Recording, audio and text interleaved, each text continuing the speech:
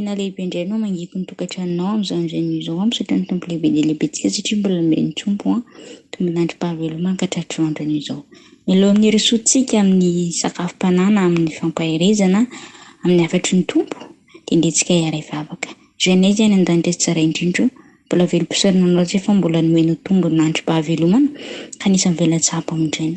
Satrana ihany koa satria tsy vitanay tamin'ny herin-tsainay na tanjakay na fahalalànay vilivily. Ny fofona mahavelona izay mbola mitoetra zanany amin'izao andron'io izao tena mbola ny famindram-ponao sy ny fitiavanao. Trompo malalo raha iny tena indray izay amin'izao fotoan'izao dia sokafo ny fonay, masom-panahinay, ny sofinay mba ahafahanay mandray, mahafantatra, mandray an'izay hafatra tianao ampitaina aminay indray amin'ity androany ity. Dia ny lelako izay hitondra ny hafatra tompo dia indreo tsy hanambara fa tsy ny sitraponao ary ny saiko mba hifantoka tanteraka mihitsy ho disponible indray ny hafatra izay tianao ampitaina aminay amin'ity androany ity. Dia mitenena Jesosy tompo tahaka ny teninao voninkenanao izay mpianatra ao. Dia raha sy Lazara voninahitra dia ho anao irery alina efatra amin'ny taloha indrindra sy adro makehitriny ary mandrakizay. Izay firehetra tsy avy aminao dia hampanginy Jesosy voaka ny feonao irery ihany no henonay dia manatry feno izao fotoan'izao ianao. Sotra Kristy eo. Amen. Tenin'Andriamanitra izay arahantsika mifampahery amin'ity androany ity dia tenin'Andriamanitra anankiroa. Tenin'Andriamanitra izay voarakitra amin'ny Isaia 3:20 dia raisitsika amin'ny 7 ka hatramin'ny 7 dia ny Jaona 9:20 dia ny 9:30 sy ny 10:30. Rahantsika mamaky amin'ny anaran'ny tompo. Isaia 3:20 dia rahantsika amin'ny 7 ka hatramin'ny 9 izay mivako toy izao amin'ny anaran'ny tompo. Nampahoriana izy nefa nanetry tena ka tsy mba lobava. Dia tahaka ny zanako ny rentina ho vonoina sy tahaka ny ondry vavy izay mona eo anaty hanim-panety azy. Eny tsy ny lobava izy. Ny fampahoriana sy ny fitsarana no nentina nanaisitra azy. Ariza tamin'ny arabela taminy no ny hevitra fa nofongorana ny ala tamin'ny tany ny velona izy ka ny fahadisoan'ny oloko no nikapohana azy ary nokasaina tao amin'ny olomeloka ny fasany nefa teo ampanankarena izy rehefa novonoina na dia tsy nanao ratsy azy izy sady tsy nisy fitaka teo ambavany. Tohizantsika ao amin'ny Jaona 9:20 dia raisitsika amin'ny 9:30 ka hatramin'ny 10:30. Jesosy namaly azy hoe mino va ianareo ankehitriny, indro avy ny andro eny ho tonga izay elezanareo samy any amin'ny ady avy ary ilaozanareo irery aho kanefa tsy irery aho fa indray no ato anatiko. Izany teny izany no efa nolazaiko taminareo mba hanananareo fiadanana amiko. Aty amin'izao tontolo izao nahitanareo fahoriana nefa matoky izao efa naharesy izao tontolo izao. Ray masino manamasinana amin'ny fahamarinana fa ny teninao no fahamarinana. Amen. Dia ometsika aloha hevitra kely tahaka ny mahazatra ny fampianarana ny fampaherezana androany dia ny hoe miareta amin'ny fahoriana. Miareta amin'ny fahoriana.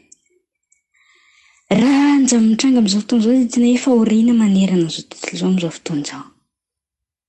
Ary indrindra dia raha jerena bangona tokana dia fahoriana ara-nofo satria hoe ny tsy fihinanan-kanina betsaka, ny tsy fananana vola hividianana fanafody, ny olana ara-toekarena, ny olana ara-tokantrano, ny olana ara-pitiavana. Raha jerena dia hoe ny ara-nofo no tena mijaly izany hoe fiainana andavanandro manokana izany jerevana dia tena hoe hita mihitsy hoe tena miaina anaty fahoriana tsy hakanavaka ny eran'izao tontolo izao. Ny zavatra rehetrarehetra mihitsy ny amin'izao dia tena hoe hiaran'ny fahoriana, tena hoe hiaran'ny herisetra, hiaran'ny fijaliana. Ary indrindra itsika izay manara-dia an'Andriamanitra matetika ny tena hianjadiana zavatra enjana indrindra satria efa fantatry Satana fa efa tongotra ny andro dia izy tsy kitikitika nefa azy fa ny tsy azy no kitraniny mafy.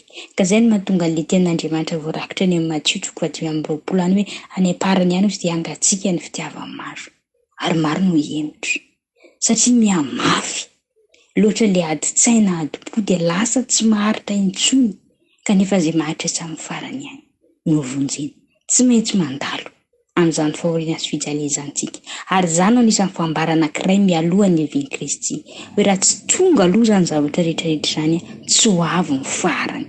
Ny dikan'izany efa tandindo ny fiavian'i Jesosy Kristy raha ny zavatra iainantsika amin'izao vanim-potoana izao fa ny adalany no manao anakapo hoe tsy hisy izany zavatra izany. Fa ilany na inoana ihany'izany, fa ilany nandrasana ihany'izany. Aminay izany zavatra tsy misy fa fandemena saim-bahoaka. Misy olona dia samy teny mihitsy ianareo aza dia miditra lalina loatra amin'ny resaka fivavahanty. Ary misy manao an'izany fivavahana izany nisy tantara izay eniko indray mandeha sendra nisy sabatra ny dadaviko tamin'ny YouTube dia nandalo Tambamasko raha tantara tamin'ny Radio Don Bosco hoe pozina mahery vaika. Dia rehefa nenoko hatramin'ny farany ilay tantara dia hoe olona mpivavaka reny manorona fiangonana gauchade raty reny no mitsoloka olona mangalatra ohatran'olona dia nahatra amina volamena dia atao hoe misy ariny devoly reny fa atao fanatitra ho an'Andriamanitra zao farany maty hatramin'ny zanak'ilay ramatoa namono tena hatramin'ilay ramatoa rehefa farany dia lasa alerzika ny zavatra fivavahana izany manodidina satria pozina mahery vaika manimba ny imazin'ilay olona tena mivavaka ilay olona mampiasa ny fivavahana ho fandemena saim-bahoaka. Dia misy vaovao mihitsy koa avy amin'ny revue maro samihafa ny hoe ny ao Madagasikara dia betsaka mihitsy ny olona alemena amin'ity fivavahana ity. Betsaka ny olona avy any ivelany mitondra mody mandrato manovo fivavahana nefa ny mitango ny hareniny kelisaina. Ka izay no mahatonga ny olona miteny hoe kelisaina izay rehetra mivavaka. Nefa tsika ndeha hijoro tahaka ny Paoly. Fantatro izay inoko izy Paoly. Ary mila fantarinao izay inonao. Izay ny hoe raha tsy resy lahatra mihitsy ny ianao dia aza miroso. Za manokana tena mijoro vavolombelapanitrikana an'izany hoe betsaka ny fampianarana nandalo teo amin'ny sofiko, nandalo teo ambanimasoko, nisy profy ara-dalàna fa tsy naharesy lahatra. Tsy maharesy lahatra tsotro izao. Fa rehefa ny fanamasina no mibitsika, rehefa mitokana amin'ny resaka an'Andriamanitra dia mafisin'Andriamanitra, konfirmen'Andriamanitra amiko dia resy lahatra.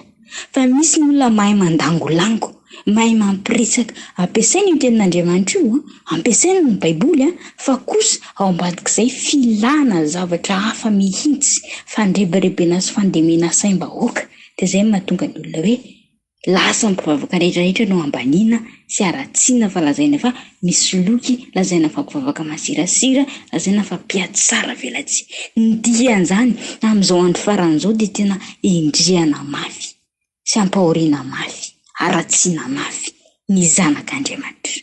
Kanefa ny tena manompo na iny kidona izay tena natsoina tsy maintsy manao fanompona.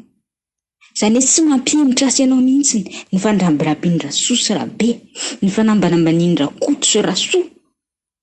Fa tsika mijoro satria fantatro ilay zavatra inoko, fantatro ilay zavatra toriko.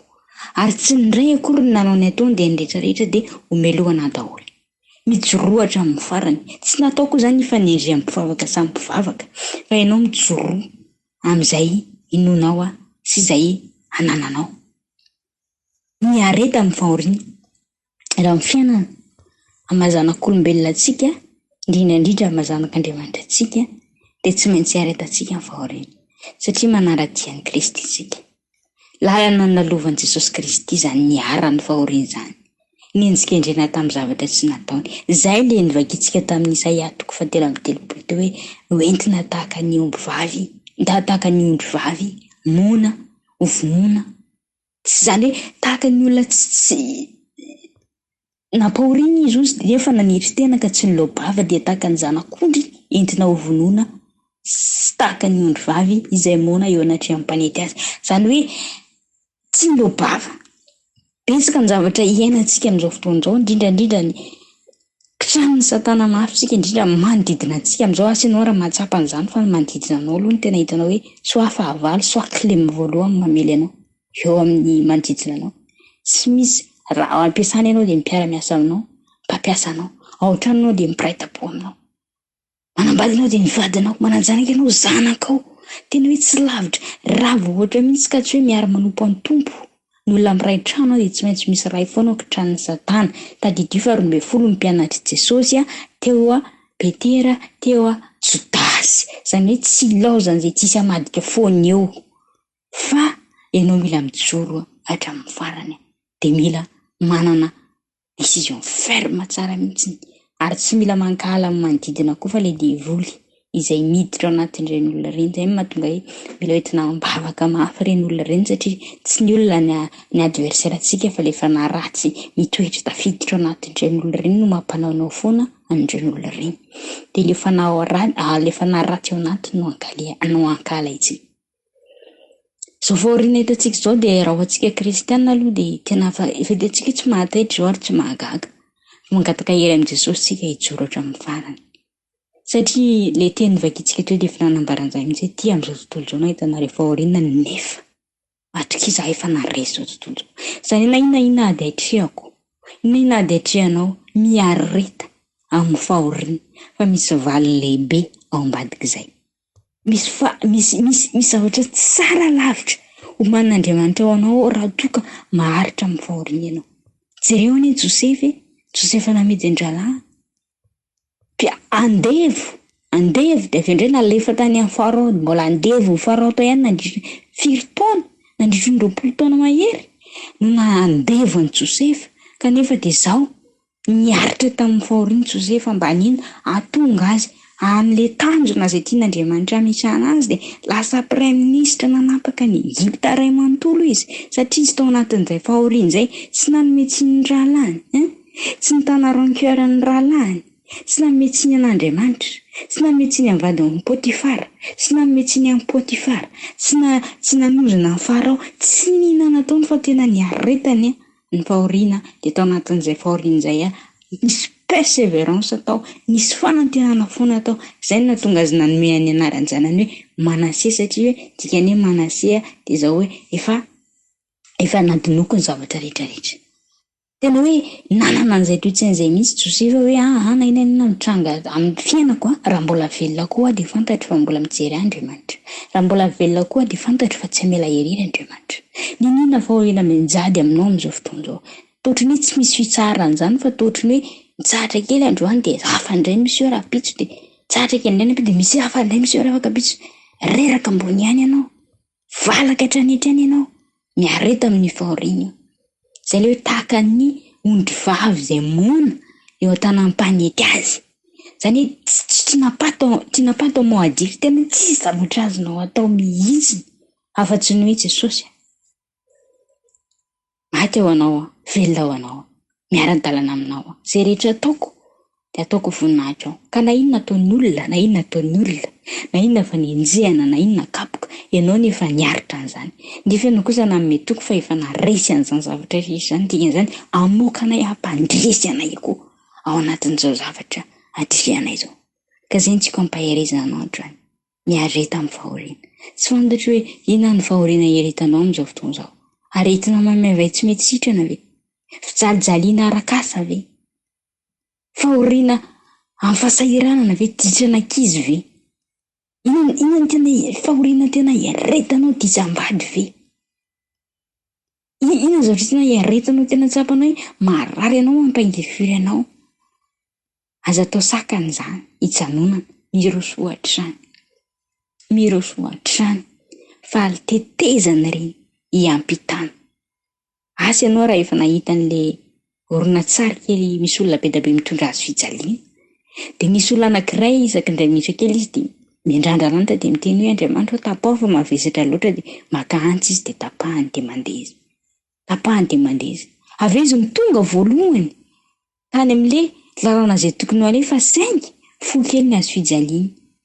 Nefa ny azo fijaliana iny no tohatra hiampitana amin'ilay antsana izay tonga tany amin'ny faran'ilay lalana nale, izay tsy nanana azo fijaliana tsy afaka niampita, fa izay nanana azo fijaliana kosa nametraka an'ilay azo fijaliana ho solona tetezana hiampitana eny amin'ny lalana hafa nale tendrombohitra hafa. Izy tsy afaka, satria nahoana? Tsy niaritra tamin'ilay fahoriana. Vao mangiry firy kely dia miala, vao mangiry firy kely dia miala, vao mangiry dia farany tsy tonga amin'ilay tanjona. Tena alaivo sara saina hoe raha isaky ny andeha nety le mpanety dia mitsoaka foana le ondry vavy, isaky ny andeha nety na hariva ny andro tsy ho vita mahitsy.